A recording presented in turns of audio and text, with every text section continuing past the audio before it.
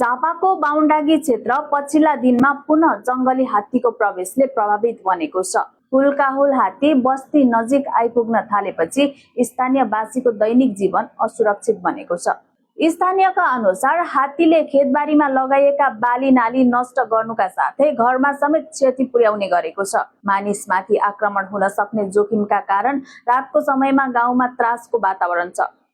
उपलब्ध तथ्याङ्क अनुसार यस क्षेत्रमा जंगली हात्तीको आक्रमणबाट विगतमा 29 जनाले ज्यान गुमाएका थिए भने यस वर्ष मात्रै थप 2 जनाको मृत्यु भइसकेको छ। यससँगै हात्तीको आक्रमणबाट मृत्यु हुनेको संख्या 31 पुगेको छ। यसअघि नेपाल सरकारको पहलमा मेची नदीको पश्चिम किनारमा करिब 17.14 किलोमिटर लामो सौर्य ऊर्जाबाट सञ्चालन हुने विद्युतीय तारबाट सोलर फेन्सिङ निर्माण गरिएको थियो। तर अहिले त्यसका सोलर प्यानल तथा अन्य संरचना जीर्ण बन्दै गएपछि हात्ती रोक्न प्रभावकारी हुन नसकेको स्थानीयको गुनासो छ।